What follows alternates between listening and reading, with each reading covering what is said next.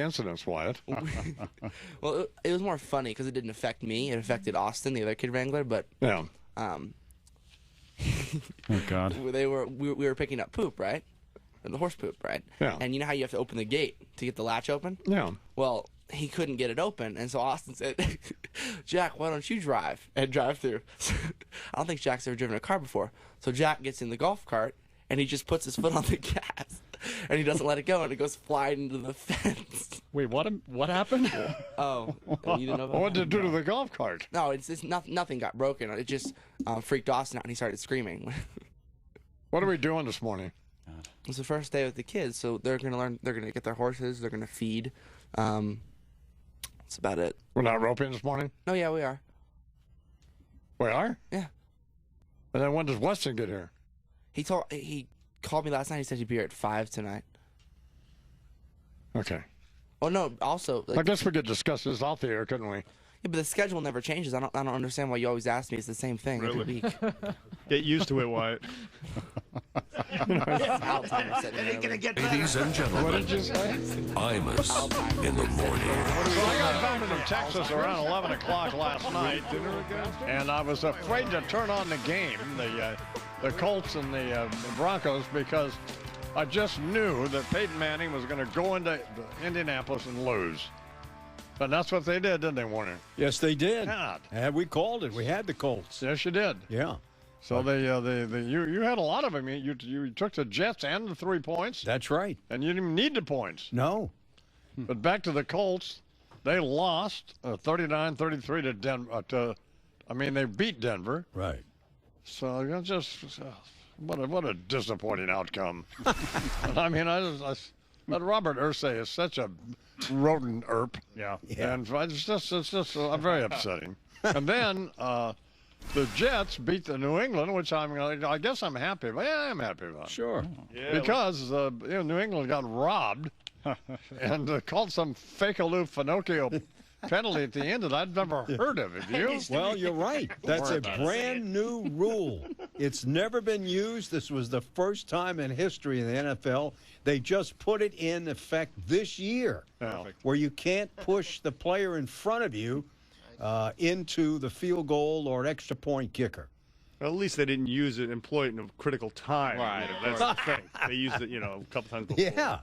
Yeah, that's just not good at all. Weird this year. These things are happening in favor of the Jets. Usually it's the Jets doing dumb things like this at the end of games. You want to hear the reaction from the Patriot announcers? Yeah, of course. Well, first we'll hear the call, and then there's Bob Zolak of WBZ. Oh. Okay, so here's the call. Unsportsmanlike conduct, defense, number 94, for pushing the opponent into the pile. Oh, that's a hose job right there. You want to talk about bad officiating? I'd put the damn team on the bus. He's right. What did he say? He said, talk about bad officiating as a hose job. I'd put the team on the bus. Well, But that's the rule, and the referees called it correctly. If they had called it against the Jets in the Meadowlands, there would have been a riot. Oh, Yeah. Well, there already was practically a riot, as we'll talk about in a minute. Some guy punched a woman in the stands at the game. Oh, yeah. a guy wearing a jersey, probably. Absolutely. A Wayne Corbett jersey. Of course. And camouflage. Where's Carly? Are you still here? this? That's what you're looking forward to. This is unbelievable. I think a Michigan game and Pete being half in the tank punching some woman in the face. Guy's got a Corbett jersey on. He misses one dinner with my parents, and now he punches women in the face. That's what he's turned into. It might happen. Yeah, well, okay, we're on that road. Oh my gosh. All right. Man, oh man, you want to see it? Well, we have. Let's look at that now first. Then there's some other stories here. There's same-sex marriage in New Jersey and Obamacare, but there's ugly incident at the Jet game, Jets and Patriots. There's guys dressed in a number 80 Jets jersey, known as Wayne Corbett back in the day, of course. And he appears to punch this woman wearing Patriots gear right in the face. Deadspin.com put it online first, and we have the video of it on the Fox Business Network now. There it is, the right hand, the right cross to the woman wearing Patriots gear. The man in the Corbett jersey also, with another fashion statement, was at the game wearing camouflage pants to go along with his jersey. And the woman, she got hit hard there. The Jets put a statement out after the game saying, we're aware of the situation. Oh, man, come on. Yeah, and we do not tolerate that behavior. parties involved were detained, and this matter is now in the hands of the New Jersey State Police. Well, got to be drunk, wasn't he? Well, I would think. Was he hit the blonde woman, right? Yeah, chicken and drunk. Unbelievable. Yeah, she charges at him. Oh, and my boom. God, come on. A huge right hand. Oh, this woman. we don't need to be showing that. It's 9 minutes after the hour. Man. Here on the Imus program. What's coming up in there? Who won the car race, Dagan? Jamie McMurray. Who? Talladega. Jamie McMurray. So who's leading in the points deal now? Jimmy Johnson. It flipped from Jimmy Johnson. Matt Kenseth is in second now. Dale Waltrip's going to be on today. They're having a big Waltrip Brothers golf tournament for charity, which I gave them some money last year, but this year, I don't know. They never asked me for. I never heard from them. And the thing's tomorrow. What's today? The 21st or 2nd? What is today? 1st, I think, isn't it? 21st is today. Yeah, 21st. The 4th annual Waltrip Brothers Charity Championship starts at Big Champions Dinner tomorrow. Wednesday. Then a charity golf thing. They raised $350,000 in last year's event. Yeah, I don't know what they're going to do. We'll talk to him about that. But NASCAR's not on Fox anymore, is it? Not on the rest. Well, they have program. They have NASCAR program. They just don't have the race. But not the rest of this year, right? ESPN carries it the second half of the year. And then, Warner, going back to Saturday, the Texas A&M game. Yeah. I was in the trailer and saw the end of that. That was exciting. Old man Zell threw for 454 yards, 3 touchdowns, and lost. And he ran for 1. Yeah. But, Auburn had 615 yards total offense. A&M has no defense at all. None. Nothing. So he was going to have to, if he was going to win the Heisman Trophy again, they were going to have to win out, and he's not going to win out. No, this kid for Florida State, we talked about him Friday. Jameis Winston, the quarterback, he's a freshman. Man, he threw for 444 yards. They beat Clemson, right? They beat him. They killed him. Yeah. 51-14. Man. So they're number 2 now in the country. Wasn't Clemson ranked 3rd? Yes. Well, it was 3 and 5. Yeah. Florida State was 3 and Clemson was 5. So Florida State moves up. They kicked a field goal leading 48-7. Florida State. We just went on down in Tuskegee, Auburn, Alabama, on the radio. Oh. So I have kind of divided loyalties. But as long as they won, I'll just root for them. Auburn, of course. Yeah. So, but I wanted to see Johnny Manziel win, of course. Yeah. But then he hurt his shoulder, a little Finocchio. Yeah. Oh. I think Horning's the only guy to win the Heisman on a losing team. Paul Horning? Yes. Yeah. All right, so all of that stuff is coming out in the Obamacare deal. The press is going to talk about that today because there are apparently a number of glitches. But wouldn't you expect that for something?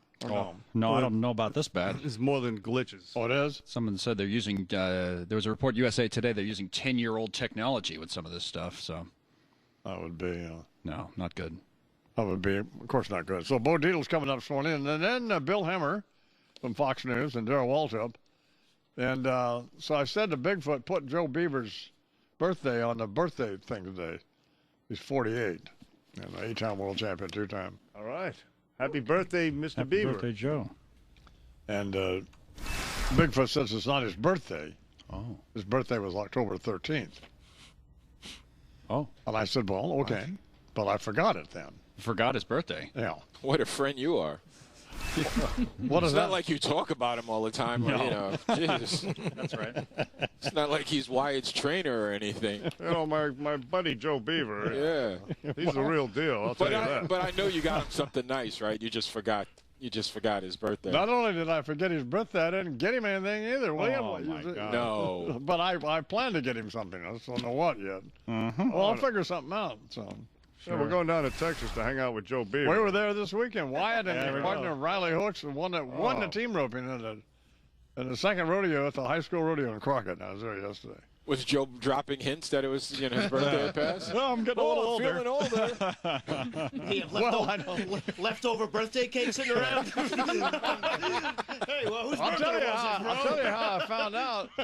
His mother, Bonnie Beaver, apparently she forgot it too.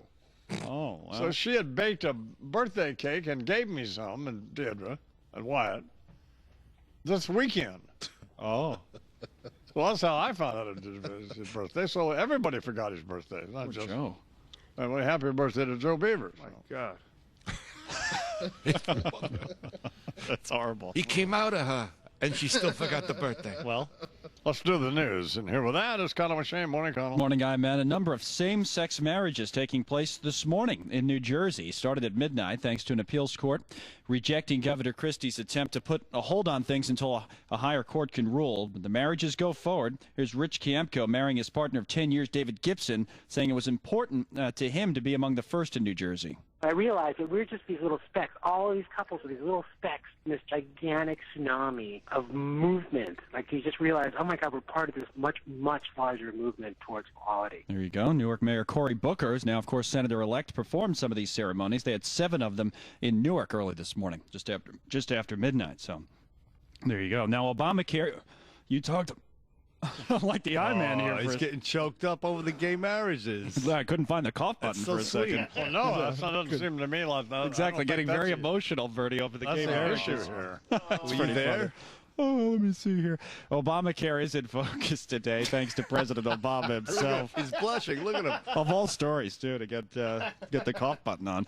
The president will talk in the Rose Garden about it later today. He'll talk about the rollout, and it's expected, as you said, Iman, to talk about some of these problems.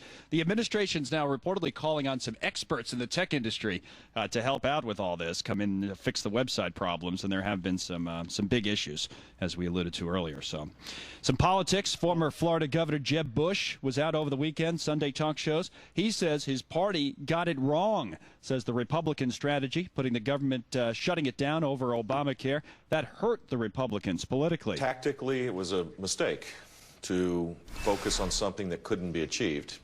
And that's what that was. It was tactics. Yeah, on CBS. Why didn't he say something when they were doing it? Right. Well, I think he may have said something, and a number of people did when they were asked about it. You know, the Peter Kings, John McCain's of the world, and he's kind of in that camp.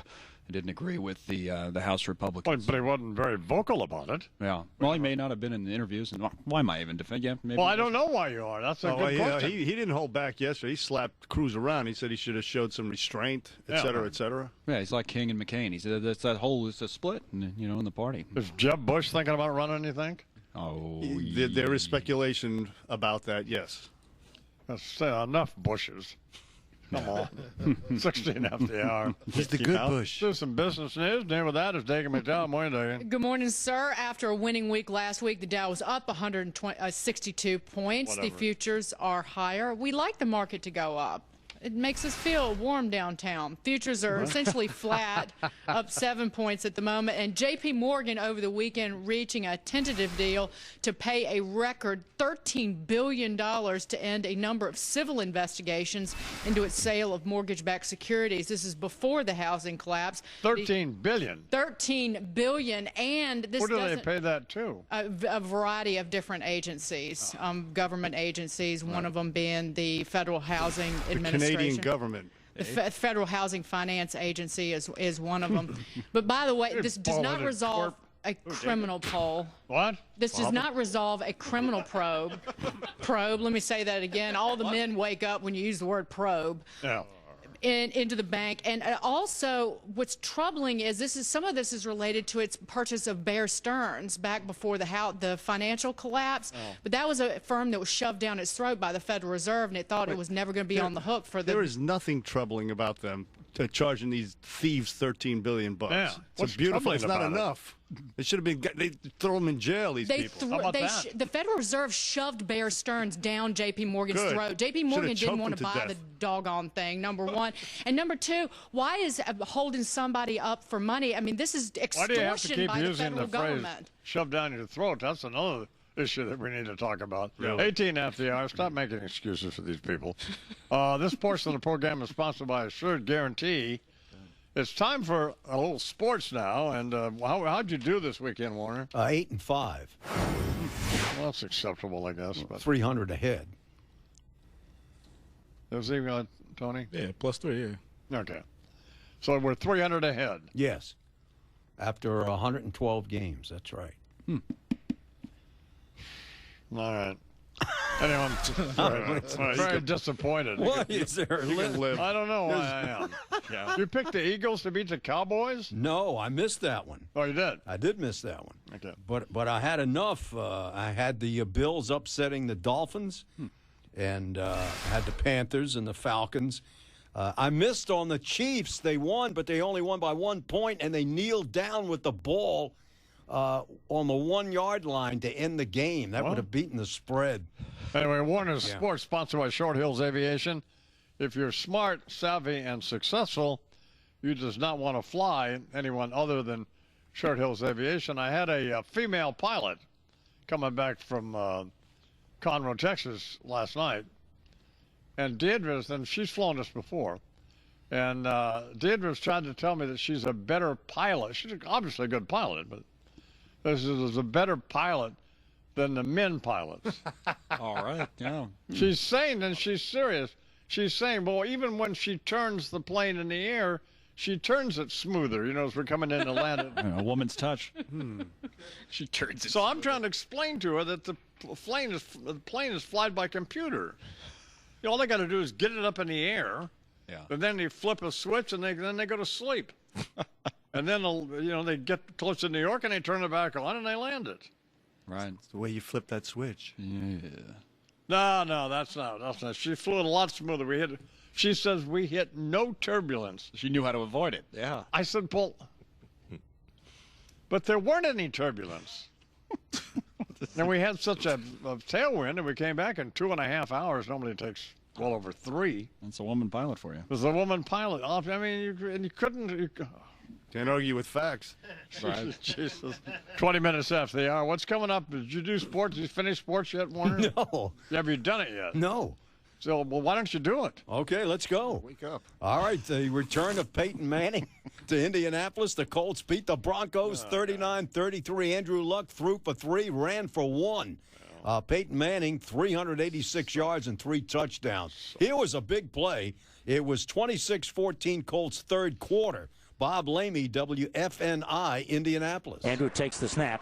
Presser coming. He stands, rolls to the right side. He's going to pump and run. Andrew Luck, touchdown!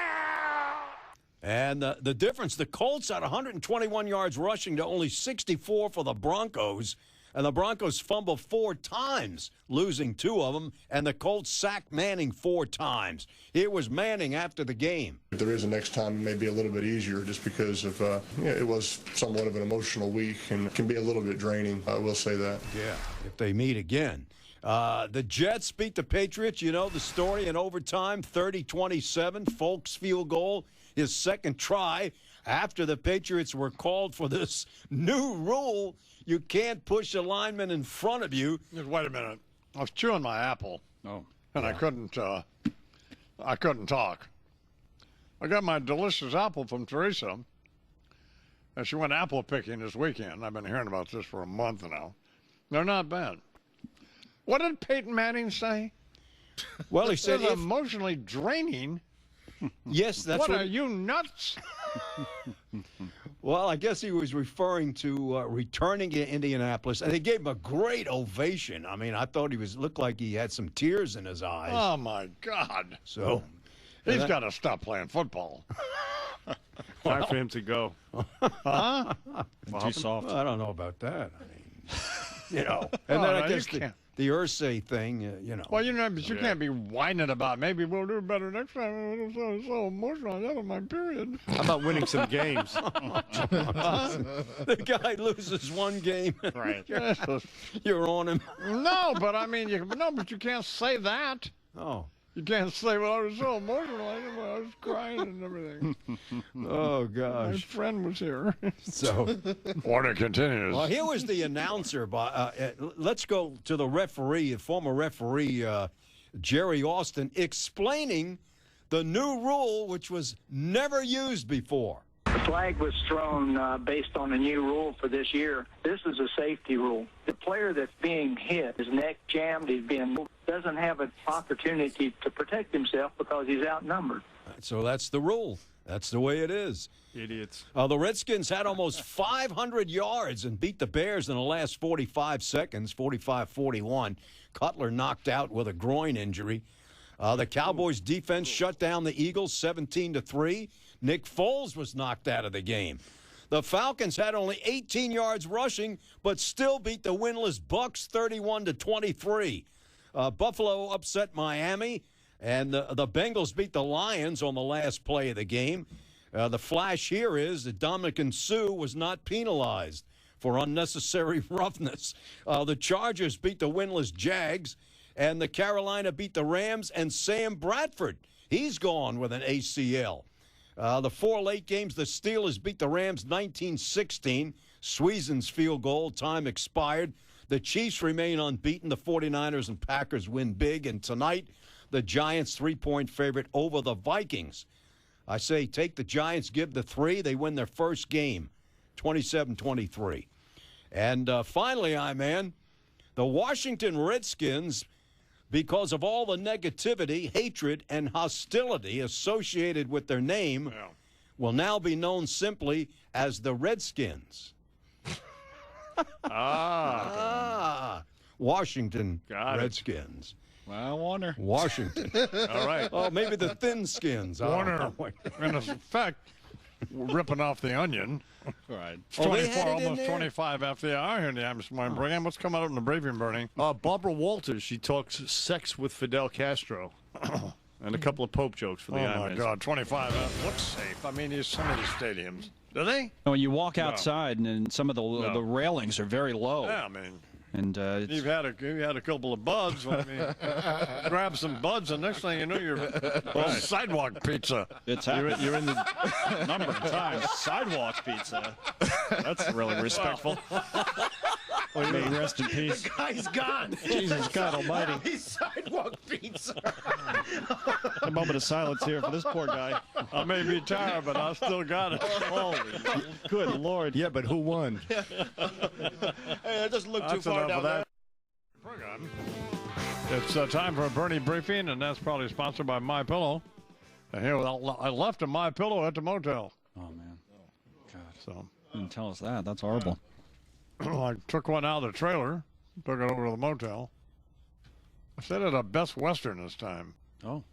They're all horrible. Really? Well, not horrible, but just, your reluctance to take your socks off, that kind of deal. Ain't the 4 seasons.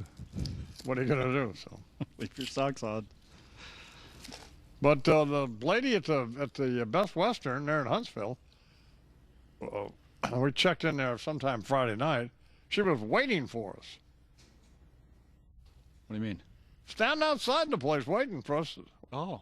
Give you the VIP treatment. Yeah, they were about as nice as you can possibly be. All right. The place was fine. Just in the hopes that you wouldn't hammer them today, but no such luck. No, I'm not hammering them. Well, because Dietl and Wyatt insist on taking our dogs with us, so the dogs go everywhere. 2 dogs. Virgil is a what is it? Norfolk Terrier. Got from that thief out there on Long Island, Barbara Miller, a dog breeder. And now that's not a thief. That's a little strong. Yeah. And Lucinda, who we rescued at the Santa Fe Dog Pound. This is kind of weird. Like your dog's name. Which dog got killed, Dagan? Mabel. And you still have Ramon, right? Yeah. Good guy. Do you ever call Ramon anything other than Ramon? Yes, all the time. Boo. Booberry. Booby, which draws stares. A bunch of stuff. But the Boo is what we call him. Why wouldn't you call Ramon Ramon? We call him that sometimes, too. But he's like a Boo. He's our Boo. So, Deidre and Wyatt call Lucinda Kevin. Kevin? Oh, that's a little weird. Hi. Kevin, where did that come from? What? Where did it come from? Some movie. Oh, okay. Kevin it is. Hey, Kev. Wyatt's all excited they're making a Ted 2, apparently. Oh, great. Anyway, time for a Bernie briefing. And that's sponsored by, did I say that's what it was sponsored by? Not sure. No. My Pillow. Anyway, good morning, Bernard. Morning, Chief. David Letterman, Barbara Walters. Friday night, always been speculation that Fidel Castro's beard has tickled the thighs of Barbara Walters. Take a listen to this exchange. Fidel Castro. Fidel Castro. One of the most charismatic men I have ever met, person I have ever met. People thought that we had a little something going. Why, Barbara, did they think that? Because I spent a lot of time with him. I went down to Cuba, it wouldn't happen now, and spent 10 days going through the mountains with him. He drove his car. I sat next to him holding his gun, and it does give you a relationship. There you go.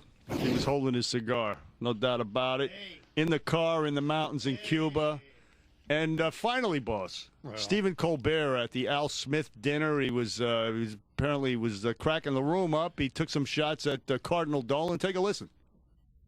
But the Cardinal is doing a fine job, isn't he? He really is. So fine. So fine, in fact, that earlier this year, the Cardinal came this close to being selected Pope. But he blew it in the swimsuit competition. I would have gone with a one-piece. And the good time was had by all. How is that funny? Well, how about this? Take a listen to this. And it's not just his humble lifestyle that gets my chasuble in a bunch. He's off message, saying Catholics need to stop obsessing about homosexuals, abortion, and contraception, which forces me to ask the eternal question, is the Pope Catholic? And if not, where are bears going to the bathroom? How was that funny? Got it. Making a mockery of my religion. Wow.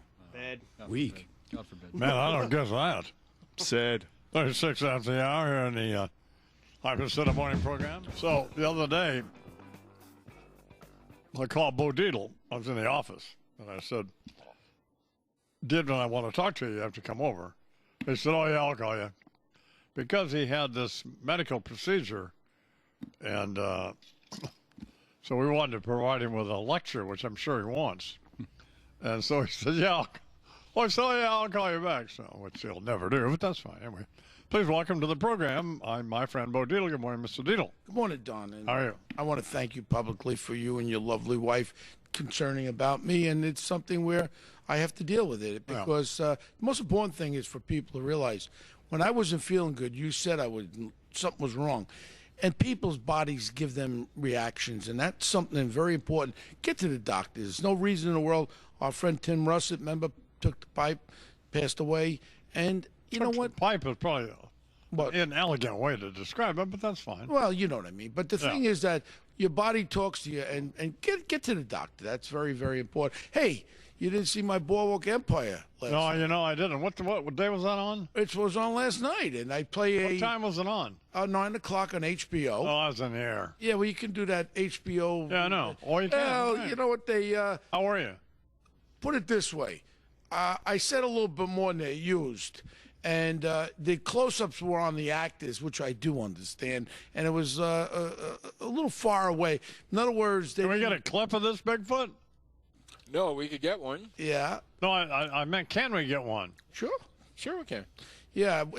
See how quickly you can get it. Well, they put me, here it is. You have John Torrio, which is Al Capone's boss. Yeah. And you got the other guy, Banyan O'Banion. So now Banyan O'Banion's a sneaky little son of a gun. And this is based on real history of the Chicago mob. Yeah. So Banyan keeps screwing around Torrio. And then Al Capone's brother gets whacked. Al Capone starts whacking cops in Chicago. And then all of a sudden, Johnny Torrio sells to O'Banion this brewery, but the next thing is the cops come, and I lead the charge of cops, and we lock up everybody. But you see, if you have 2 convictions for alcohol but during a prohibition, you go bye-bye. Oh. So, what do you call it? Johnny Torrio now had the second conviction. He's going away, and then all of a sudden, Dean O'Banion could take the collar, and he was out. So all of a sudden, at the end of these... are you following this? Yeah. I'm trying my best.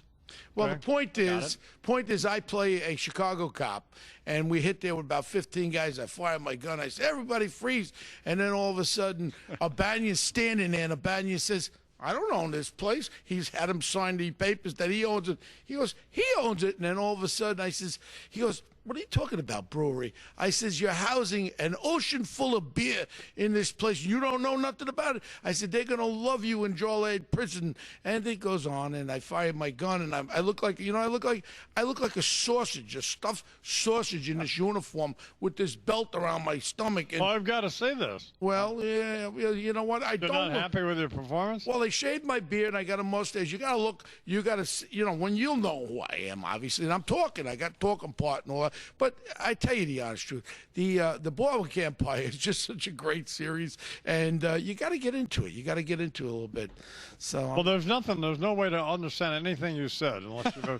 Is there? I got it. Do you remember remember Al Capone? Yeah. Yes, I did. Please don't explain it now. All right. I don't want to try to understand. I just want to see you in it. Yeah, you arrested a bunch of guys. Yeah. We just want to see you. Yeah, I We don't arrested a care. couple of guys. That's it? And Yeah.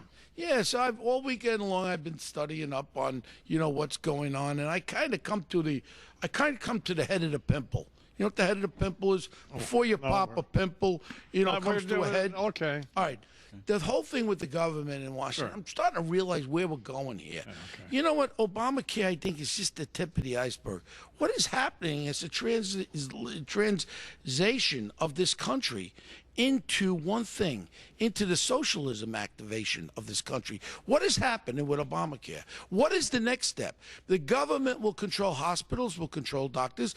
They will unionize all these people working in the federal government. Now you got more Democrat votes, socialist votes. You also have everyone standing around. They're giving unions extra money there. They're giving this. Now they got Acorn signing up people for this. Where we're turning? Where are we turning? You got over 100 million people on subsidy. Who's going to vote for it? The demographics in this country. You'll never have a Republican. Never have a Republican president in this country. Why? Because everyone's getting everything for free. Now all of a sudden, this other gingo that we're going to have as a mayor here, this guy's totally out of on another planet. Now he wants to take money from you, me, everybody. Pay more taxes. What reason? When you work hard, why should you be penalized? This is America, man. I understand. You know that you could just as easily be speaking Chinese. Why? You get what I'm saying. Just look at the czars. Going back to the Boardwalk Empire thing. Oh. To this, I just. Well, you know what? I think about things because this is my platform because I really appreciate that people listen to me. I get great emails from people around the country saying, Bo, please keep on speaking because what's happening is people are becoming catechized. Well, we don't want that to happen. You ever hear of a catacomb? Becoming sades? The catechomized. Oh, catatonicalized. And listen to me, and everybody's laughing about it. Everybody's laughing until it's too late. And I remember something in World War II, before World War II. People were laughing at that little monkey with that mustache there, Adolf Hitler. Remember him? And everybody said, oh, let him go, let him go. And you saw what happened in Germany. And you know what's happening now? Socialism's coming to this country. And you know what? The more I think about it, these congressmen and this other guy, they call the Nitwood, the United States Senator from Texas. Cruz, come on, wake up. Yes, Senator Cruz, baby. We have to go. The guy really is on the money. The guy is standing during the line. In the great state of Texas, again, the great state of Texas has this guy Cruz that stood up against the world. You know what? Because he sees it coming. He has foresightation. Foresightation. Good. Wow. Foresightation? Yeah. Okay. Is that pointing at me? Or point rather than waving. I don't know what you're doing. Just saying hello. You really are an idiot. He's got some foresightation up there. Where's Rob and Tony? What would they be doing? It's got to be something very important. Would be your job to get them out here, wouldn't it? Oh, jeez. They're over here now. Hey, here they come now. Hey, oh. Idiots. Let me see. What is this idea you have now? The idea is a board, 3 or 4 pictures, and the question is, which one of these men was born as a woman? Which man was born as a woman? Right. Right. So it'd be like Bruce Jenner, Kenny Rogers, No. Imus. No? Okay. Stupid. All right. Stupid, not funny. Gotcha.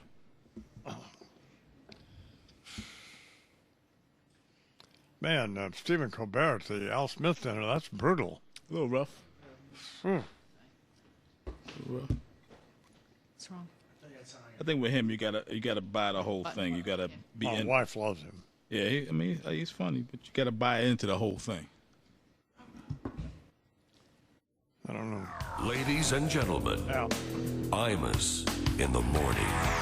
Well, coming up here on the Fox Business Network, we will have a clip of Bo Dietl on Boardwalk Empire last night, in which he tried to explain to us during his segment, but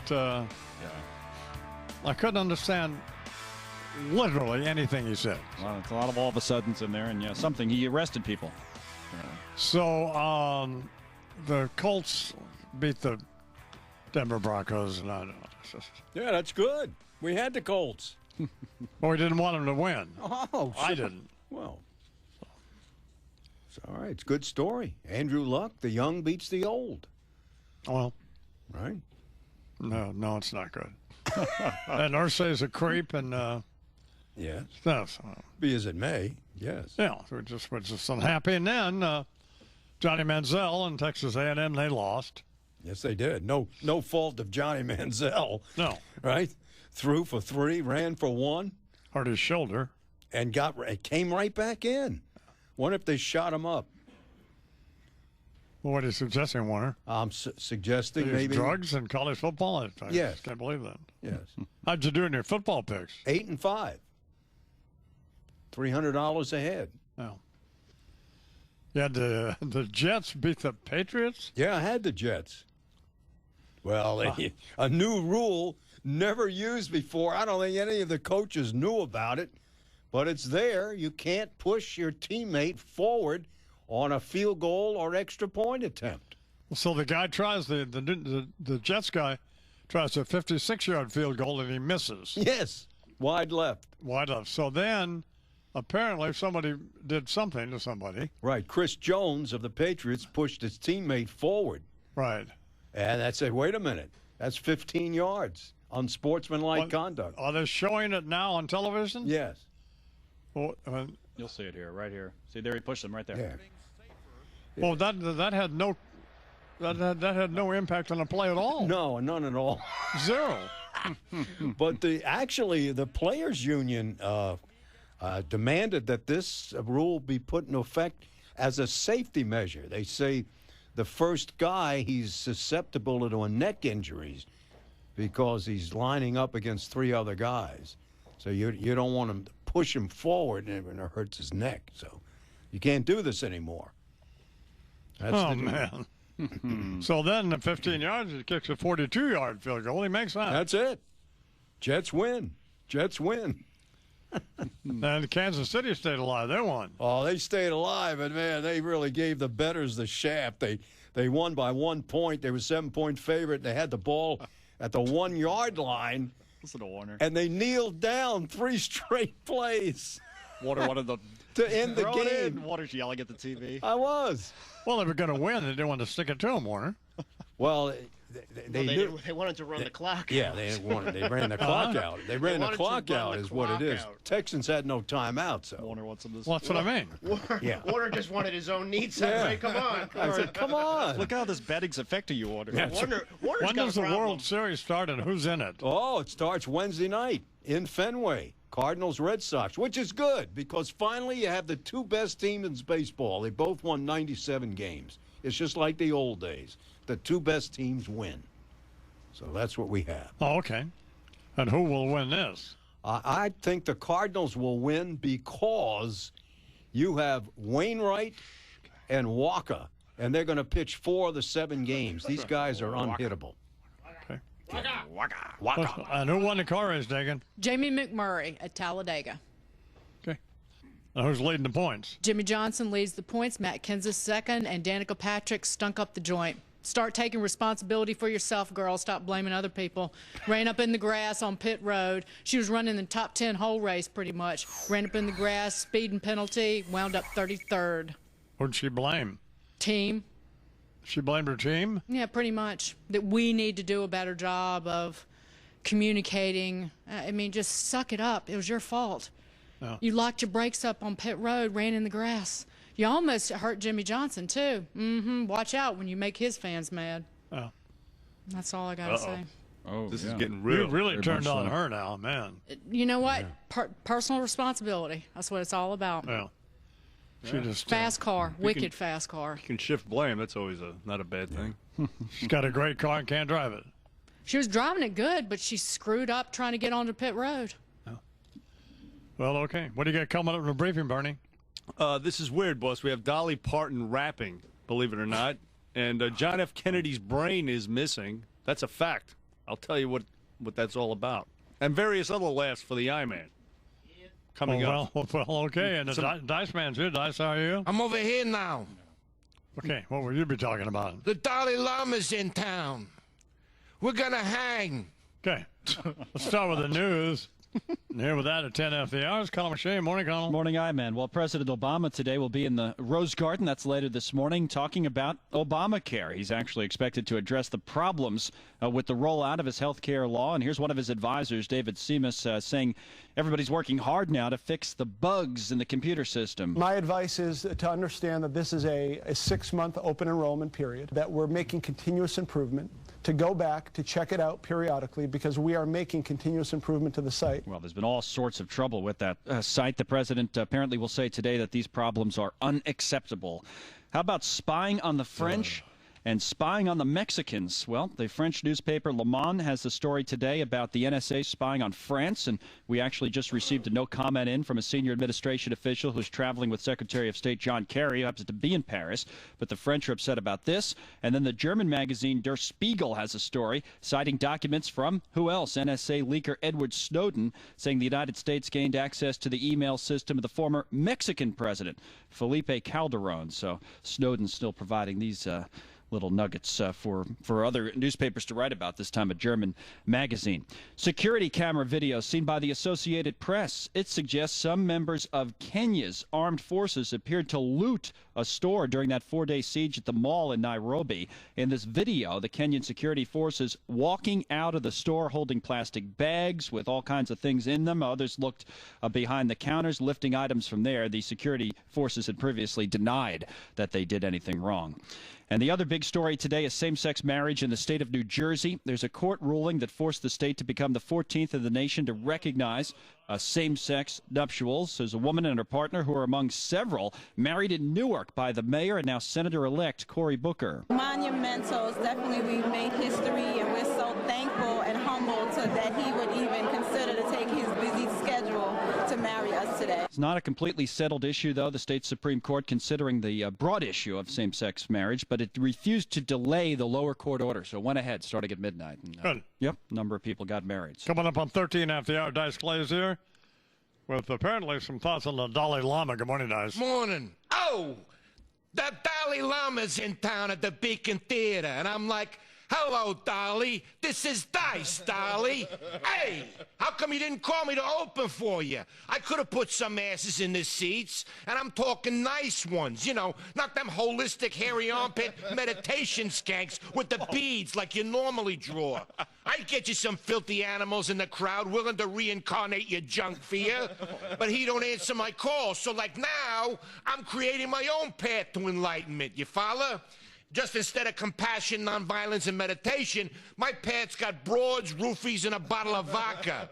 You'll drop to your knees and beg me for my rod on my staff, honey. 5 minutes later, you'll see God. You'll be screaming his name. You know, I invented Buddhism. I came up with the concept of the meditative state. I called it Zen because I was drinking some white Zinfandel at the time, and it made me feel mellow. I didn't stick with Buddhism, though, because to be honest with you, I couldn't act the vegetarianism and celibacy, not to mention the fact I don't look that great in orange. But I still write haiku poems. You think all I know is dirty nursery rhymes? Hey, here's one. The dragonfly's song breaks the silence in my soul. I got a boner. Oh! Here's another one. Gentle raindrop kisses the lotus blossom. Look at that chick's cans. Oh! Here's one more for you. Prepare for a shock. Hickory dickory dock. I got a huge ego. Oh!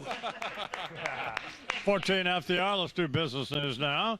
And with that, Dagan McDowell. Morning, Dagan. Good morning, sir. Futures are flat right now, up about 3 points on the Dow futures. And your weekend box office, Gravity, #1 again for the third weekend in a row. The remake of the horror flick opened in third, and 2 huge flops to tell you about, which makes us feel good. The Arnold Schwarzenegger, Sylvester Stallone movie Escape Plan. Didn't even know they had a new movie out. Came in 5th with less than $10 million at the box office.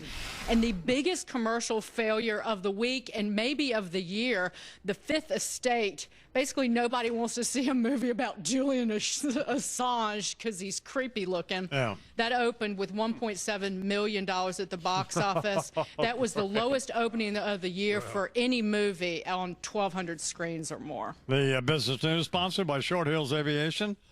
If you are smart, savvy, and successful, you just not want to be flying anyone else, other than Short Hills Aviation. Once again, happy birthday to my friend Joe Beaver.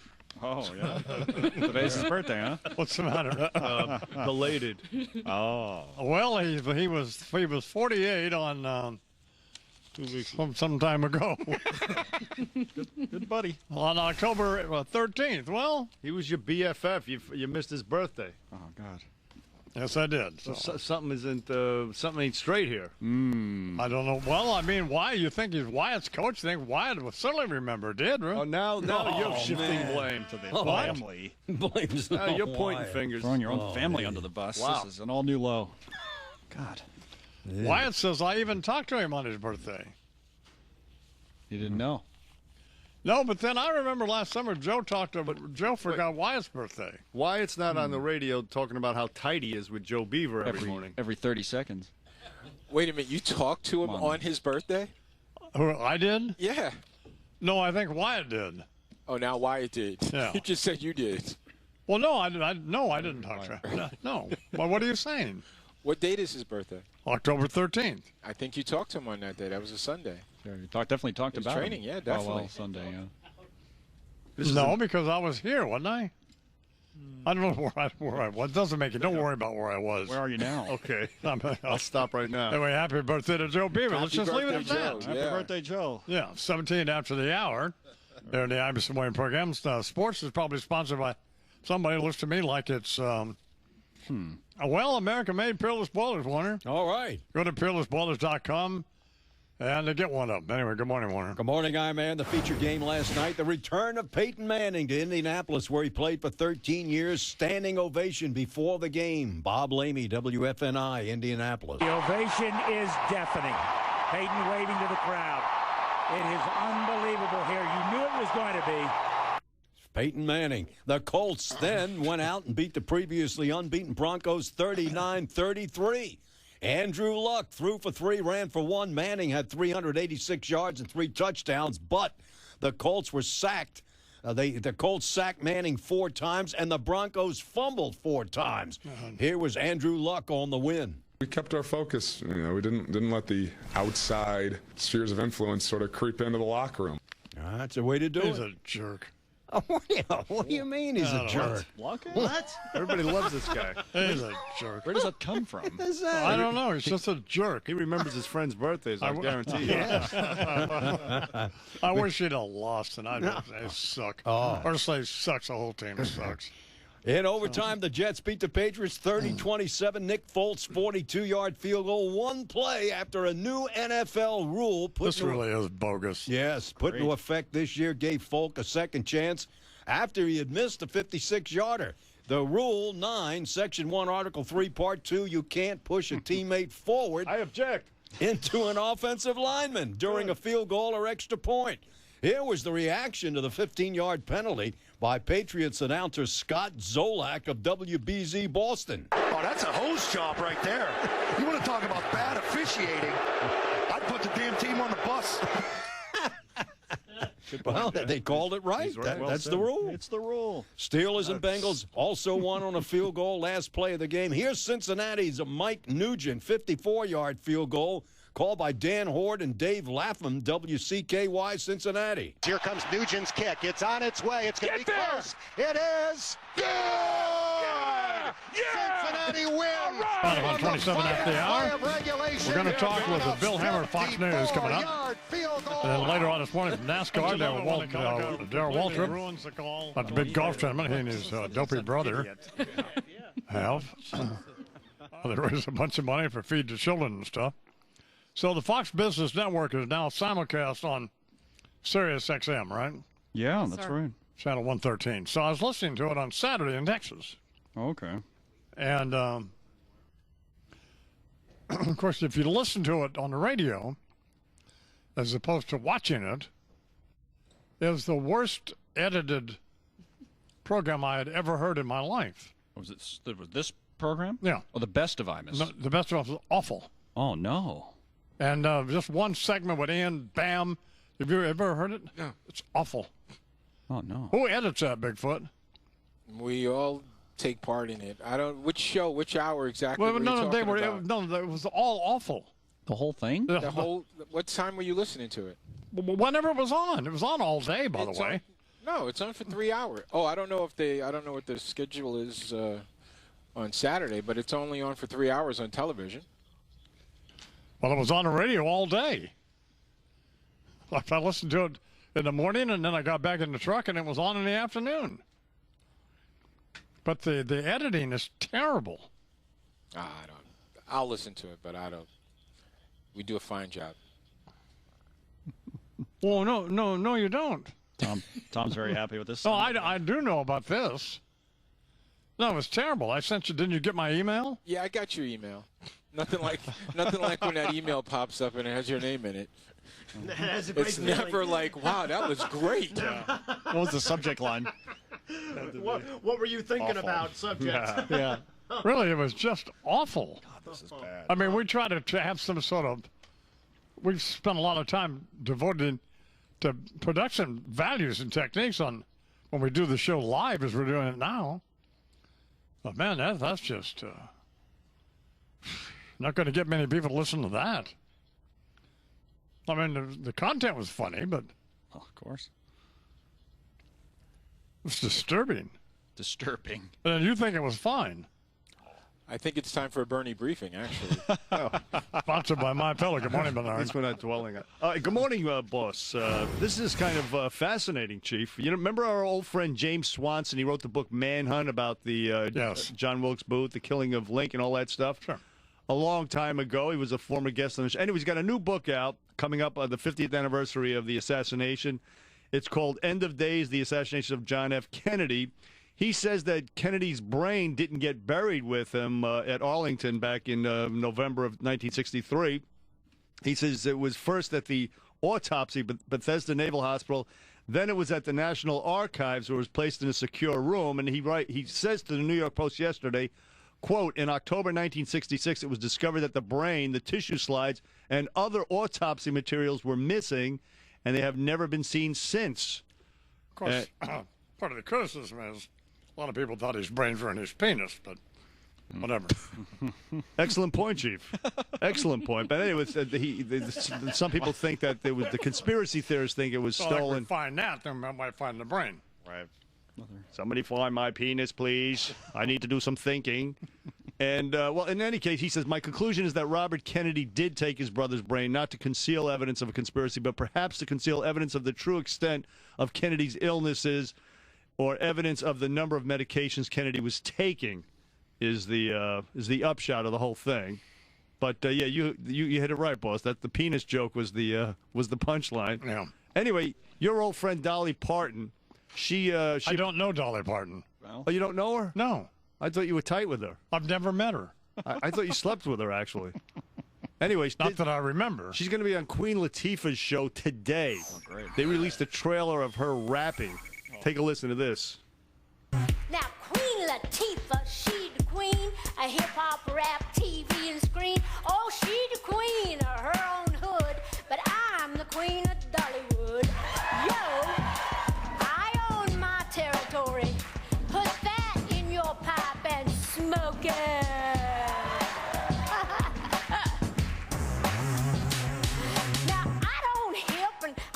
That's enough. I Stop it. Stop it. She looks like Phyllis Diller. Man, great hair. Yeah. Oh my God. That is disturbing. That is genuinely disturbing.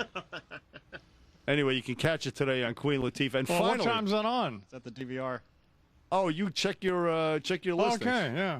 Absolutely right. What else? And finally, Stephen Colbert was at the Al Smith dinner. Let's give him a shot here. He's a funny guy. Listen to the punchline. My wife loves him. Yes, he was roasting a bunch of people here. Is Ray Kelly, and we'll take a listen. Ray Kelly is with us tonight. How are you, Ray? I'm a huge fan of Ray Kelly. Good to see you. Always wonderful to see Ray at these events. Are you here alone tonight, or did you bring the whole biker gang? Groans. It's for charity.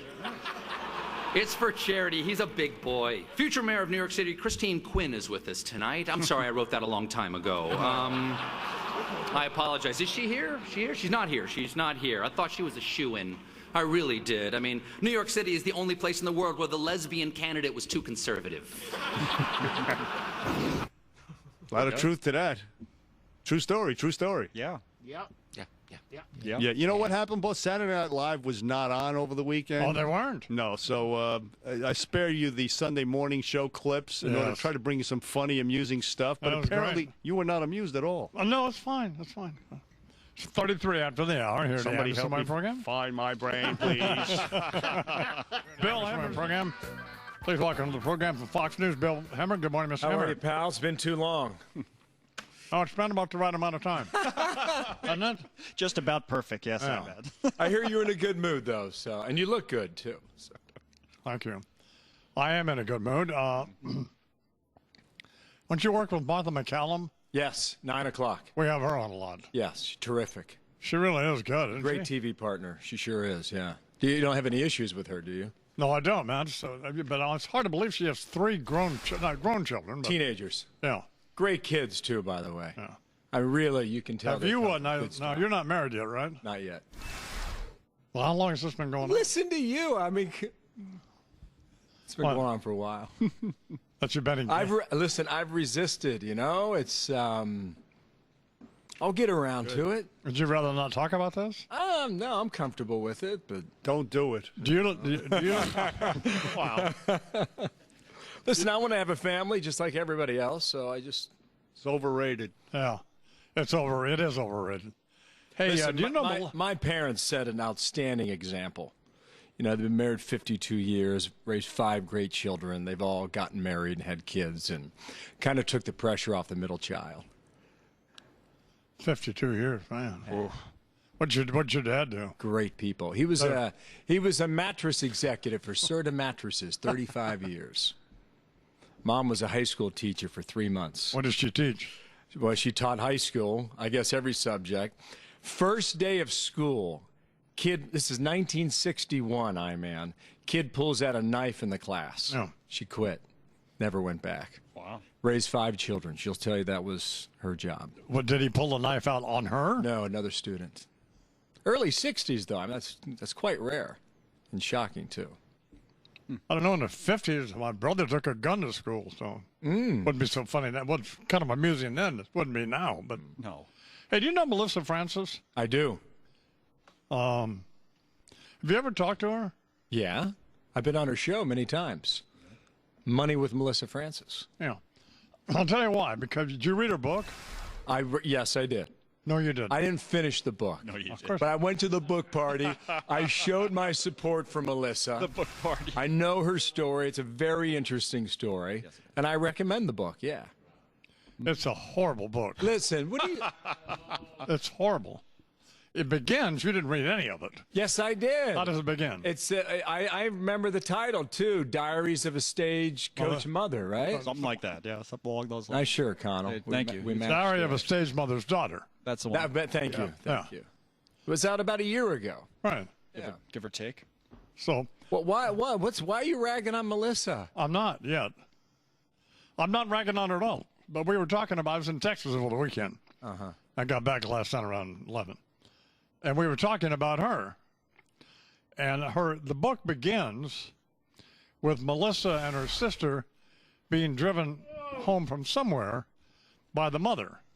Yeah. And apparently Melissa, who's 8 years old, did something that torqued the mom off. Mm-hmm. So the mom put her out of the car. That's right. So get out of the car. And by the way, while you're at it, find another place to live. And find a way. Yeah. And find a way there. Yeah. So she's 8 years old. And so the book comes out about a year ago, as you said. And Melissa's out doing a show, a live show for the Fox Business Network, in, I believe, L.A., someplace like that. And her mom shows up. Now, they hadn't been speaking to each other for years. So mom shows up and freaks out. Apparently, no security, of course. Mm-hmm. And grabs her and whatever and shakes her.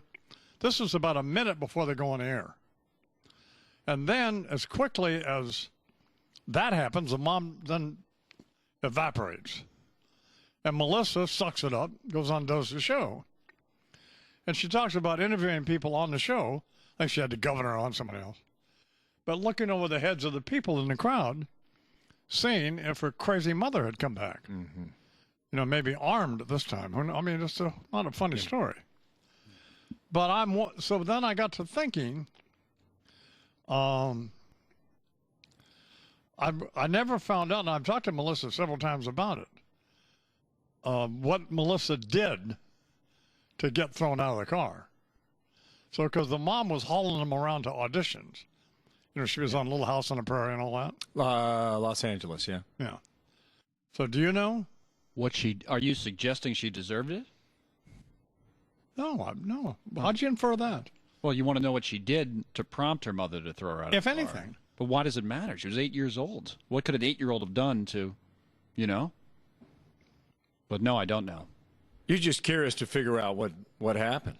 Hey, Bernie, we got to get her back on. To the mother and child. Also, what happened to the dad? Where's the father and all that? Don't know about that. I don't know.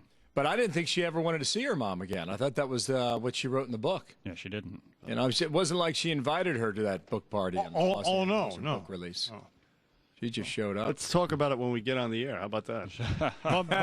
but my son says, he's 15, he says, Dad, have you noticed, he says this to me yesterday, says whenever a group of people are together and then the one person leaves the group, everybody else in the group can't wait to start trashing them. I said, yes, that's usually the case. Well, we'll get her back on and we'll get an answer. No, I like her a lot. Yeah, right. Yeah, I do like her. I've been watching you guys all morning, and I'm still waiting for Warner to talk about that Cincinnati victory in Detroit.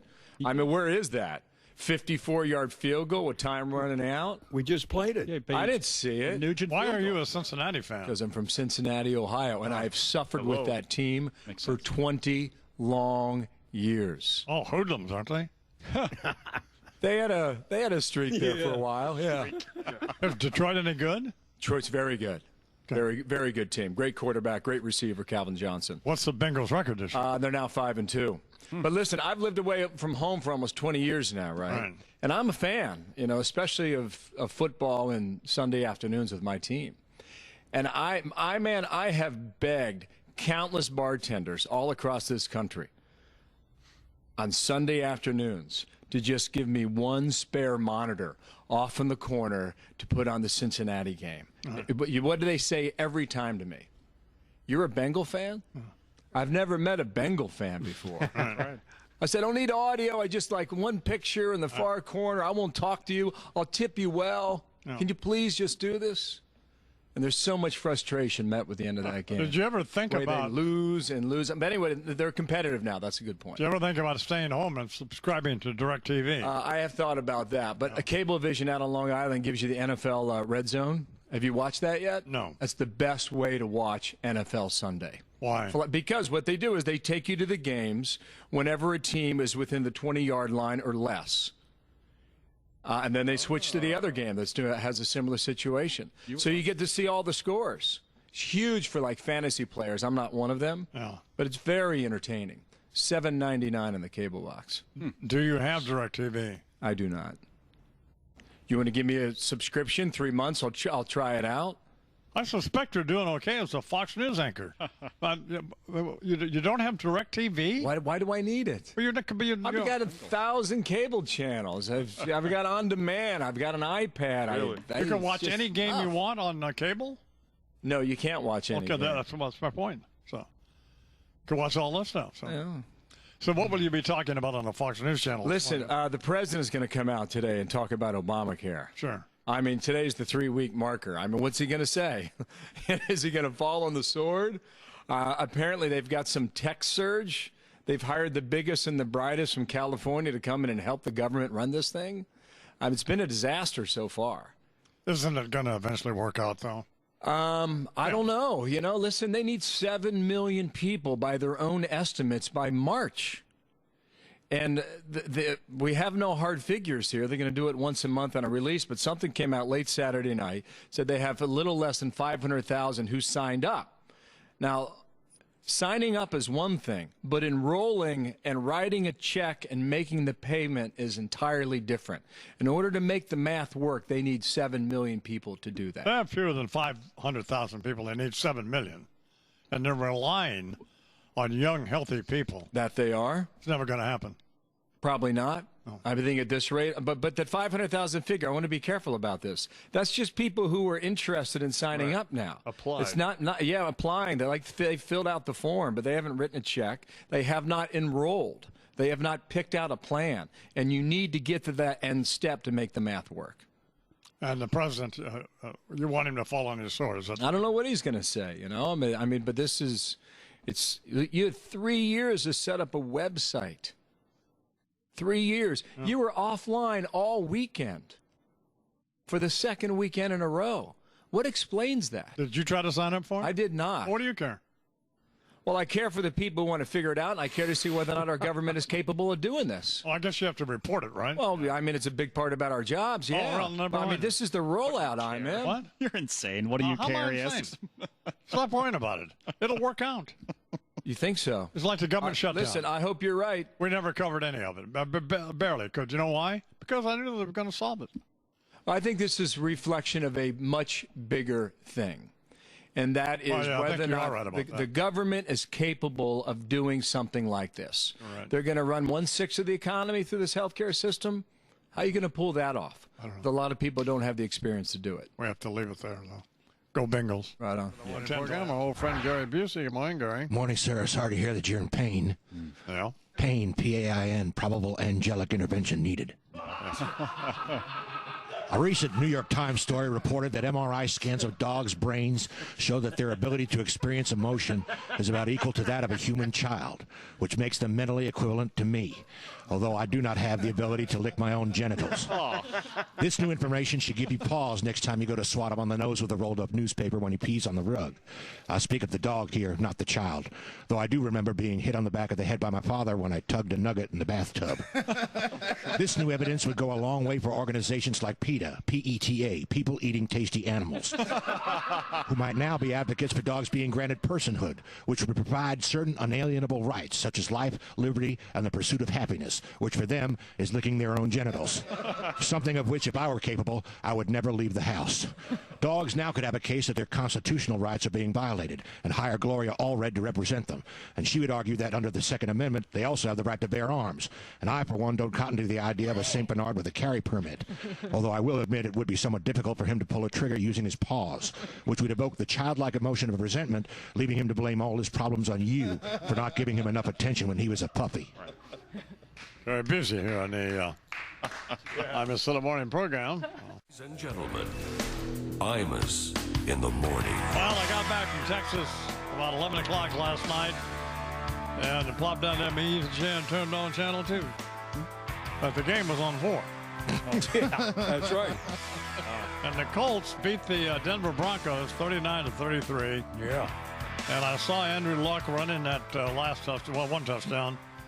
But it went to 32 to something and 14. And I just gave up then, shut it off, and said, "The hell with this." So Turn the sets off there. Yeah. Then inexplicably, the Jets won. Yeah. That's right. So, yeah, we had them both.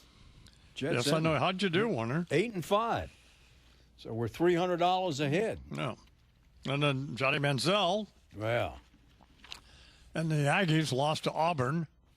Yeah. There was just one on a radio station in Tuskegee, Auburn, Alabama. And so I think I'm not sure how I feel about it. I think I wanted Johnny Manziel to win, but I wasn't upset that Auburn won. So try to show some loyalty to the home team. So Auburn's going to play Alabama on November 30th. I hate Alabama. Yeah.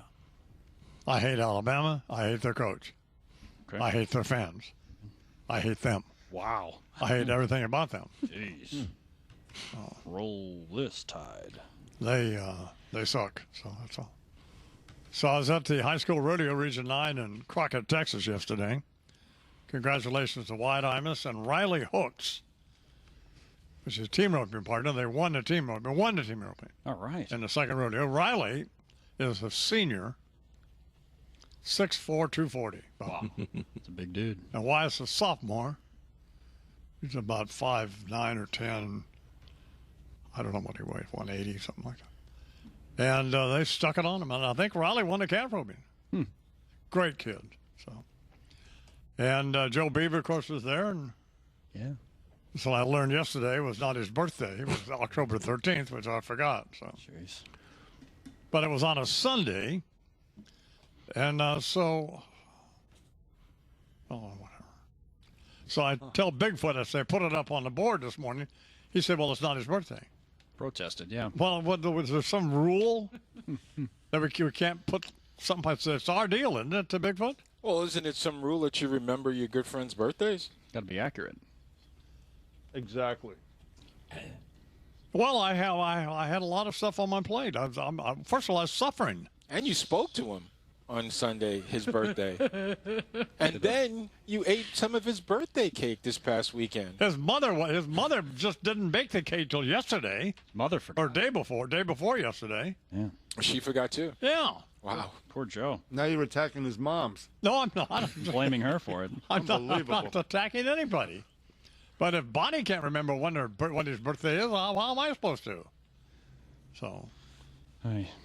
I hope FedEx doesn't screw up and not get that present that I got him. Of course, yeah, it'll be there. That old one. You know how sometimes they lose packages. Oh, how do they do that? I heard that. You can't go to Thanksgiving at his house either. Yeah, apparently not. No. So. Anyway, what's coming up in? I heard Charles sent them a present. So Warner, yes, and Clemson. Oh, then they got killed. Oh man.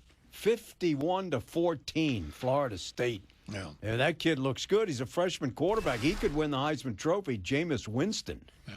He threw for 444 yards, threw 3 touchdowns, and ran for 1. How did Oregon do? Yeah, Oregon won, but they didn't beat the spread. They beat Washington 62-38. They were supposed to win by 39. And Ohio State, were they off? Or? No, they won. They won by only 10, and they didn't beat the spread. Who'd they play? They played Iowa.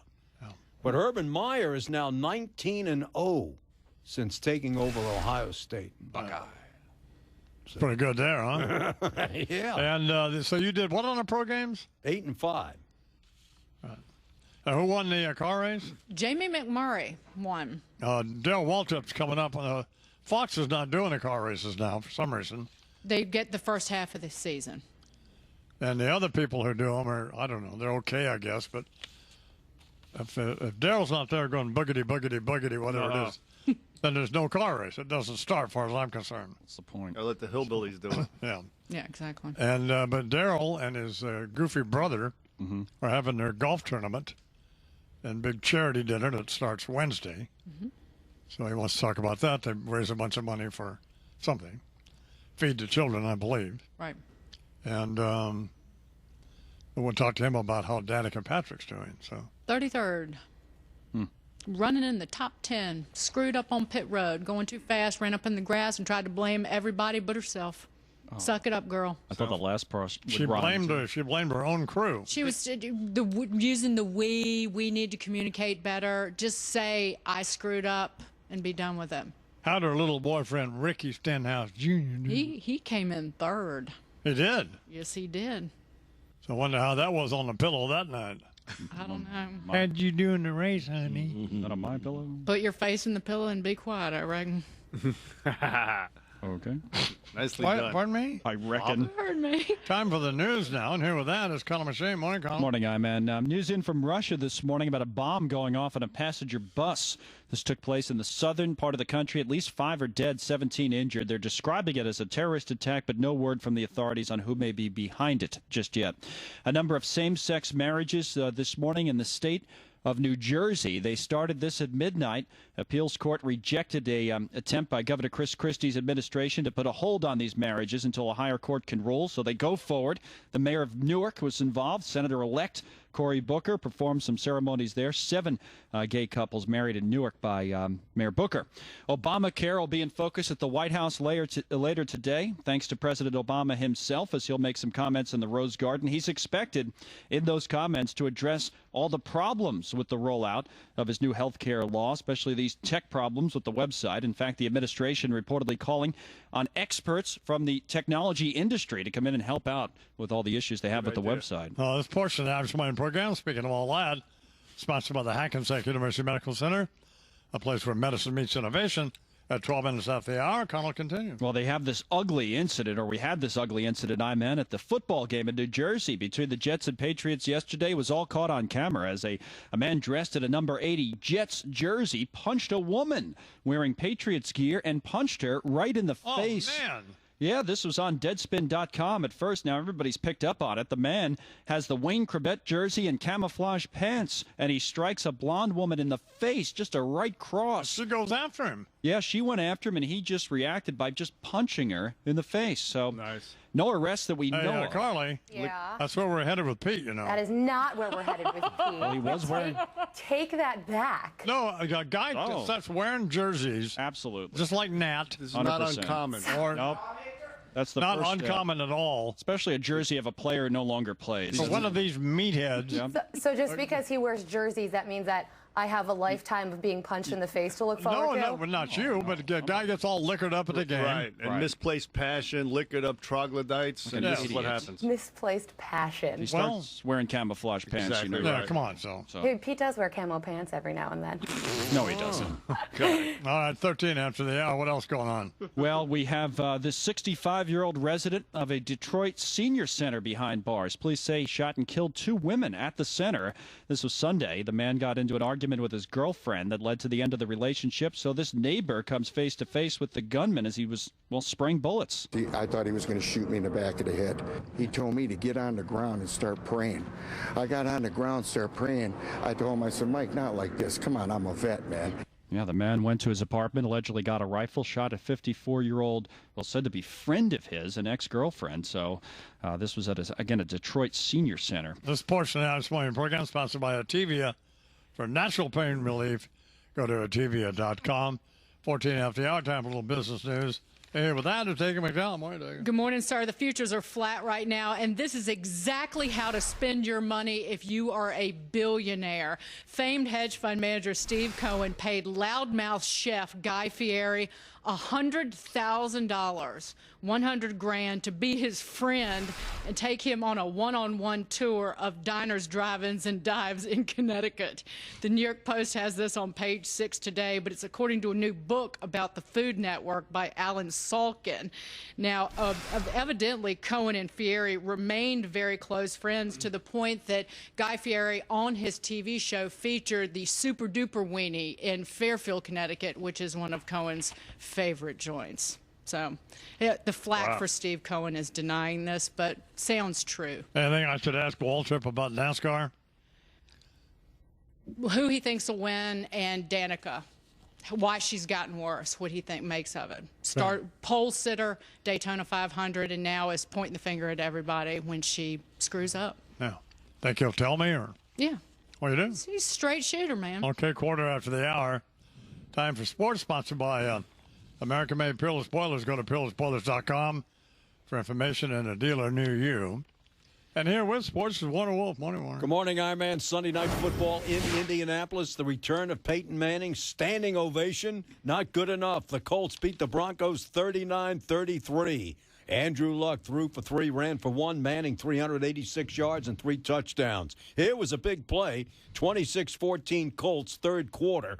Bob Lamey, WFNI, Indianapolis. Andrew takes the snap, Presser coming. He stands, rolls to the right side. He's going to pump and run. Andrew Luck, touchdown! See ya. Broncos fumble 4 times, and the Colts sack Manning 4 times. Here was Manning after the game. There is a next time, it may be a little bit easier just because of it was somewhat of an emotional week and can be a little bit draining. I will say that. Oh my God! Excuses. Oh man! I mean, you can't. Come on. Wow. Yeah, you get in there. I mean, it was too hard to do. I was having my period. I I was all upset and crying. Wait a minute. I had these hot sweats. What are you nuts? It was an emotional week. I couldn't win. That's not Peyton Manning, is it? That's his old home. He played there for years. Yeah. It was very emotional. It's only human. Yeah, the owner's a creep. Yeah. I mean, he looks like he's getting all teared up there. Yeah. That's time now. It's time to go to the booth. Who, Peyton Manning? Yeah. Yeah, win some games, why don't you? Yeah. Well, you guys got 25 touchdowns and they're 6-1. You're going to put them in a booth now. Well, no, but I mean, you can't go back. Can't be going home unless some kid beats you. So. Yeah, that's what happened. New and the old. And then make excuses. Yeah. I didn't feel well. It was too emotional. Yeah, once the game starts, you got to forget that. Tell him, my man. Right. Yeah. Meanwhile, the Jets beat the Patriots 30-27. Overtime, Nick Folks, 42-yard field goal. 4 plays after he missed the 56-yarder. But the Patriots were called for unsportsmanlike conduct on a new rule put in effect this year. The defensive player cannot push a teammate forward into the offensive line during an extra point or a field goal. Come on. Explained by NFL former referee Terry Alston. The flag was thrown based on the new rule for this year. This is a safety rule. The player that's being hit, his neck jammed, doesn't have an opportunity to protect himself because he's outnumbered. Never called before. Those idiots should be fired. Oh, man. Redskins with almost 500 yards beat the Bears 45-41. How did RG3 play? Well, very good. He's coming around. He threw for 2 and ran for 1 and had 84 yards rushing. Wow. Jade Cutler knocked out of the game, groin injury. Rams lose. Sam Bradford torn ACL. Cowboys beat the Eagles, and Nick Foles knocked out with a concussion.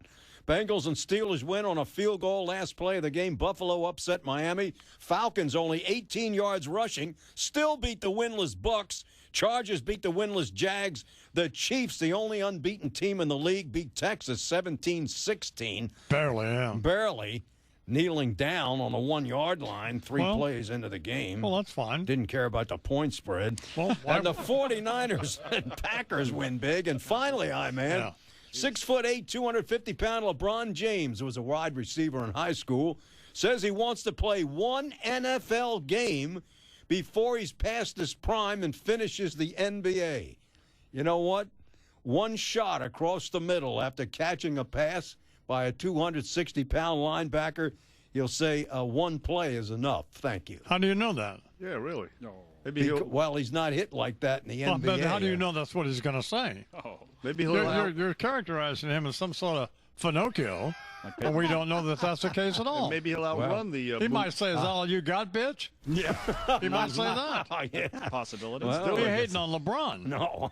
All right, 19 after the hour. Bernie's got a briefing coming up. What's there in the briefing, Bernie? King James, a liberal CNN host, he compares Kim Kardashian to a dead pig. We have it on tape. No. And a famous liberal TV host and his controversial gay jokes. That's all coming up, boss. 19 after the hour here in the Imus in the Morning program. 7 after the hour here in the Imus in the Morning program.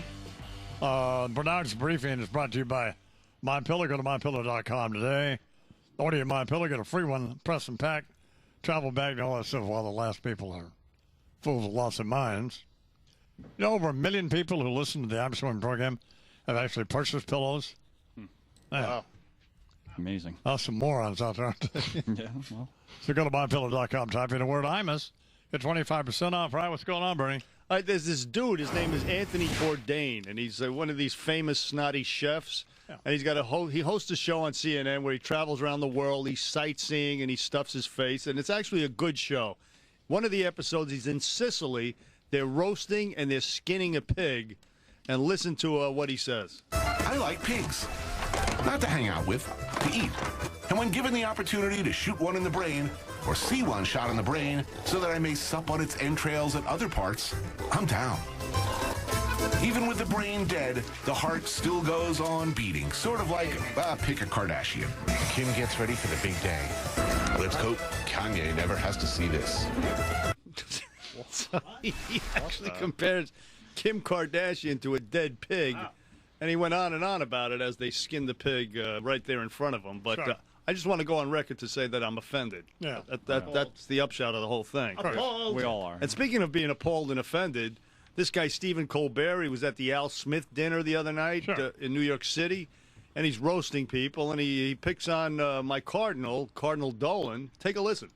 And I have great respect for Cardinal Dolan, though I do have to say, sir, it is not easy when you're wearing that outfit. In that cape and red sash, you look like a matador who's really let himself go. Did you not see the invite? It said white tie, not flamboyant Zorro. Cardinal Dolan, of course, has a very, very tough job trying to uphold Catholic family values in sexually liberal New York City. I'm not saying that New York is the gay Mecca, but it's at least Gay-Jerusalem. I want to go on record again. I am offended for gays and for Cardinal Dolan. And then he took a shot also, did Stephen Colbert, at this very, very thin-skinned CBS anchor, Scott Pelley. As you know, he has weightlifting equipment in his office, and he fights with Page Six whenever they print something about some small thing. Take a listen to Stephen Colbert on Scott Pelley. CBS anchor Scott Pelley is here tonight. A newsman, a true throwback to the days of Edward R. Murrow, if Murrow could bench 265. Did anyone see that 60 Minutes weight room interview he did with Hugh Jackman? Just a skin-tight T-shirt with rock-hard nipples you could use to tune in Radio Moscow. Did anyone happen to see that interview with Hugh Jackman? He was not. This would have made us a lot better bit. He was not exaggerating, as a matter of fact. Hey, Bigfoot. Yes, sir. Do you have Bo Dietl in Boardwalk Empire? I do. I have a 25-second clip of Bo. Okay, here now, if you're watching the Fox Business Network, or if you're listening to us, I don't know how this works for you, but it's Bo Dietl in Boardwalk Empire from last night. Roll it, Bigfoot. What's it look like? Come on, stop. Hands behind your back. Oh, this is Chummy, Dino Banyan, and John Torrio. What is that, a peace treaty?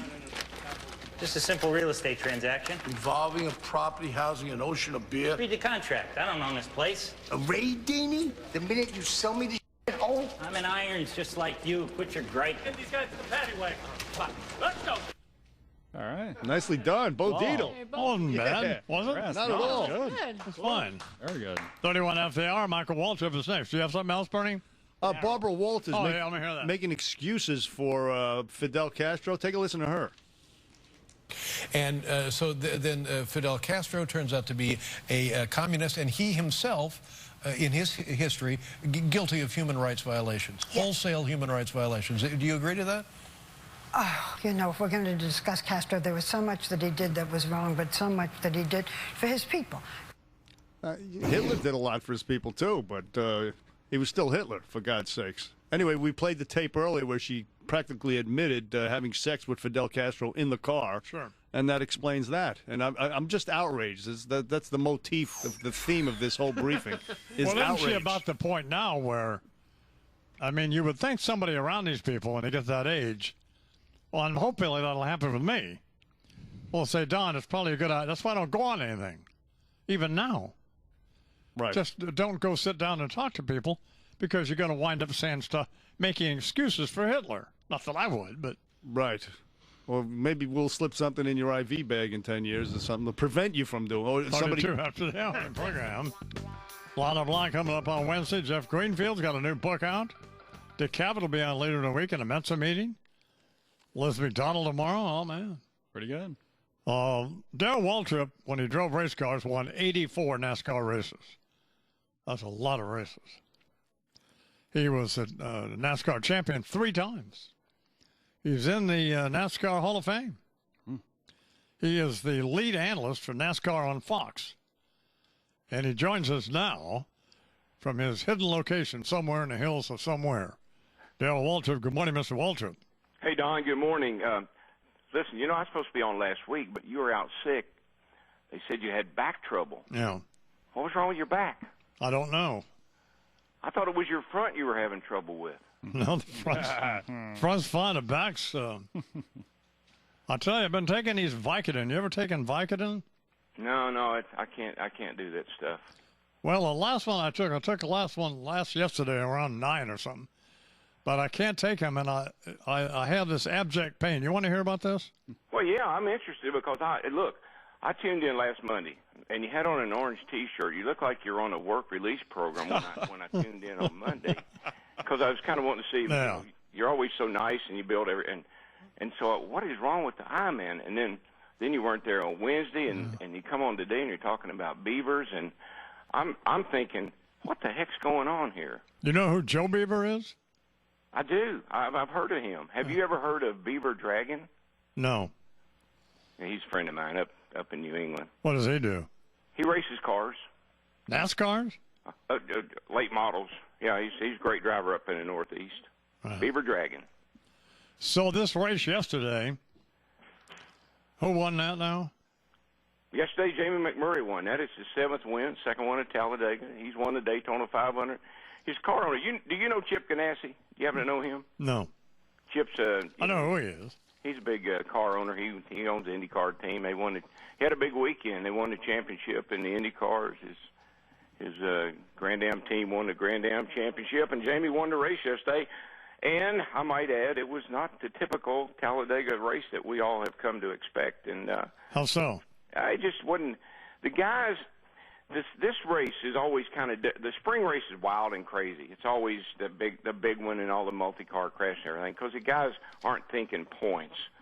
And even though there's only 13 guys in the chase, still you go into this race, and I think everybody just wants to get out there with a good finish and a good points day. I know that's was on Johnson and Kansas' mind, and that people just don't race the same in this race. And the end of it. There was a caution on the last lap, which freezes the field, which means whoever's in front wins, which I think cost Dale Jr. a win yesterday. He was sitting there in second place, had old Jamie McMurray all lined up to make the move, and then the caution came out and the race was over. Where do you now, Fox didn't do the race yesterday, right? No, we do the first half. We do from Daytona to Dover, I think it is, about 16 events. So where were you yesterday? I was sitting right here on my couch watching that race. I watched the race on Saturday. The truck race was crazy. They had a huge crash at the end, and trucks upside down, fire coming out, and people laying on the ground. That's kind of what you expect at Talladega. And because there's so much at stake yesterday between Johnson and Kansas particularly, and then you got Harvick and Gordon kind of lurking not too far behind them, you figure you go in there, you'll see some guys take some chances and do some wild and crazy things. And I tell you, that race, I sit here, my palms sweat, my heart pounds, because you just know.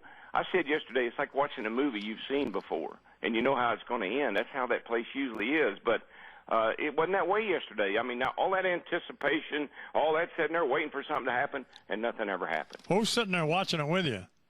The redhead comes in and out. She's a big Dale Jr. fan, and she pulls for Dale Jr. She actually, she used to put scriptures, Bible verses in my car for Dale Sr. and I all through my career. And when Dale passed on, she's been doing the same thing for Dale Jr. So she has a kind of a vested interest in how Dale does, and she really cares a lot about him. And he had a shot at winning Dover a couple of weeks ago, and she was all screaming and hollering. And she had a chance yesterday, but that caution flag, I think, cost him a win. Looks like before he wins, she's going to have to get Jesus to drive the car for him. Well, Scripture's not going to get it done. You, I can tell you. So, Dagan was bad-mouthing poor little Danica, Patrick. Well, I know. I was surprised. Dagan really kind of threw Danica under the bus this morning. And, hey, I can understand why. I know that fans, whether you like her or not, she's very controversial, very polarizing. And I think she would admit, and I know I would, that it's been a rather disappointing season. She hadn't had the results that I thought she ought to get. She ought to be running in the top 15 anyway, and she doesn't do that very often. But yesterday, huge mistake, easy to do. Talladega trying to get on pit road, running 200 miles an hour and then slow down to 60 is pretty hard to do for anybody. And she just made a big, big mental error yesterday. In the wrong line, couldn't get into the pits, ran through the grass, cost her a really good. She had a great car yesterday, run the top 10. And those tracks, Daytona and Talladega, that's where she has her best chance to get a good finish, and it just didn't happen. Now, her young man that's standing beside her there, her boyfriend, Ricky Stenhouse, he finished third yesterday. Great run for him. Oh, Dagan said she tried to blame it on everybody but herself. Yeah, there was a bit of that going on. You know, there is a lot. Here's the thing about it, and I'm not making any excuses for her. She should be doing better than she's doing. That said, everything has to work right to get these cars on the spotter. You can see there she about caused Jimmy Johnson a wreck, but the spotter has to get you. Okay, there has to be a lot of communication. We're going to pit next time by, and so you start working your way down to that inside line and get in line and let everybody know that you're going into pits this time, coming to the pits. Yeah. And all those things didn't happen, and a lot of it's the spotter. Got to get her, tell her what's going on, where she is, get her down in the right spot. And so, I mean, it can be a goat roping sometime trying to get on pit road. Well, we just hope hope they're happy. She and little Ricky. Yeah, they're coming. I don't want to say too much about her because she's coming to my golf tournament Wednesday. Her and Ricky, and so this is the fourth annual. This is the fourth annual Walter Brothers Charity Championship, where Daryl and his half-goofy brother, Michael. Now, listen. Yeah. Hold on a minute. You had a brother, yeah. You know, Fred. Yeah. And so you know how brothers are. Yeah, I do. And my brother was... Anyway, my brother is going to be here, and it's the Walter Brothers Charity. And listen to this. What do y'all raise money for? We'll Feed the Children, yeah. Which is a great charity, and Motor Racing Outreach, our ministry at the track, which I'm the chairman of the board of. And then Charlie Daniels has a scholarship fund for heroes. It's college scholarships for military veterans. And so those three charities, last year we raised almost $400,000 at the golf tournament and a dinner. Wow. Charlie Daniels, do you do Twitter? No, I do not. Why not? Because I don't want to get fired. Well, Charlie's great on Twitter. I follow him on Twitter, and he's going to be here, and he's going to entertain. And you remember Bo Bice? Oh, sure. Carrie Underwood, and he had a great battle in American Idol. He's going to be here. We got a lot of drivers: Mike Helton from NASCAR, Bruton Smith, Denny Hamlin, Danica, Ricky Stenhouse, Boyer, McDowell, Vickers, all my Fox buddies, ChrisAvoda, Miss Sprint Cup. You know, it's going to be a great evening. Sterling, my buddy down the street here, is going to show up. Great evening dinner, and then we play golf here at the Legends, beautiful Legends Golf Course, Vanderbilt Legends Golf Course here in Franklin, Tennessee. One more thing. When can you and I get together, and I got to take you for a ride in one of my race cars? That will never happen. Come on, man. No, come on, man. Nothing. I'm not getting in a race car with you. Why not? You're in good. Don't you trust me? No, I don't. Really? Yeah. I'm probably one of the best. Well, I am the world's greatest driver. I mean, there's no question about that. You're 81 years old, and I should take your license away from you. No, do you actually drive on the highway? Yes. What do you drive? I drive an Escalade and a Ford pickup. Yeah, something big. Yeah, I see. Yeah, no small cars for the man. And a Freightliner. No, you could come over here, do the golf tournament. Yeah. Do the show from the Legends. You'd love it over here, man. It's beautiful. This morning it's 40 degrees, sun shining, the trees are turning. Yeah. It's beautiful. And then you and I go out to the racetrack and we take some laps. That's not going to happen. But you and your brother, on a serious note, are doing great. That's an enormous amount of money to raise nearly $400,000. And it's the fourth annual Walter Brothers Charity Championship. It starts Wednesday, October 23rd, Big Champions Dinner. And then on Thursday the 24th, they have the Big Legends Club, something going on there. I don't know what they do there. We play golf, but HenryCars.com is sponsoring our dinner, and then Jana King is sponsoring our golf tournament. I've learned everything I know from you. Boogity, boogity, boogity, whatever. Get this sponsored. Boogity, boogity, boogity. Let's go racing, man. Thank you, Daryl. We're going to now Fox News contributor, Father Jonathan Morris. Good morning, Father Jonathan. Good morning. How are you? Doing well.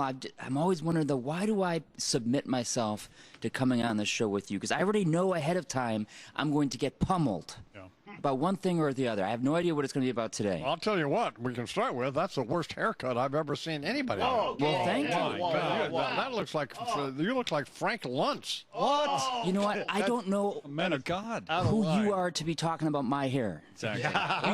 You usually wear a hat to cover it up. God bless. Okay. How about a mask? So I say to Riedel, I ask him off the air about his show, Smash. So when I asked him on here, I already knew the answer.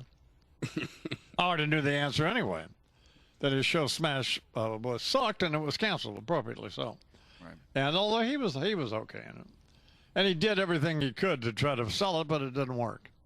So then he says to me about what, your PBS show? Yeah, Theater Talk, hugely popular on PBS, syndicated around the country. You never miss it, right? How long has that been on? 20 years.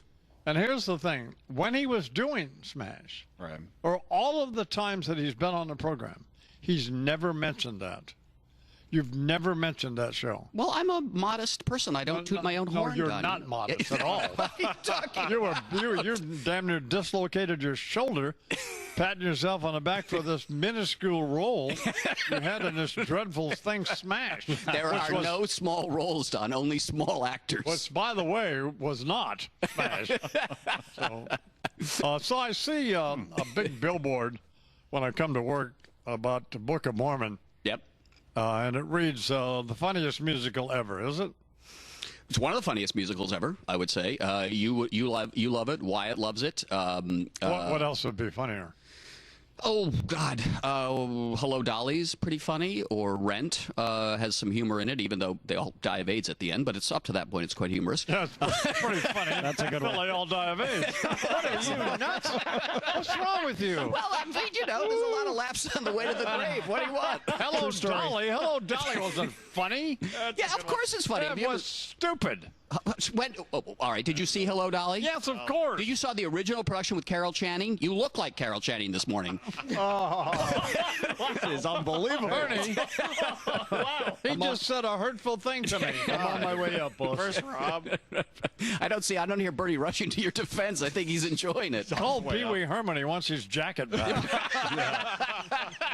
Thank you very much. God, why don't you buy some clothes that fit? You look like you slept in a dumpster. You never like anything that I wear. Well, I suppose that's some sort of designer jacket made to look old and worn. I happen to be grievously injured. This is all I could get on this morning. Here we go. Sob story, boys. Sob story.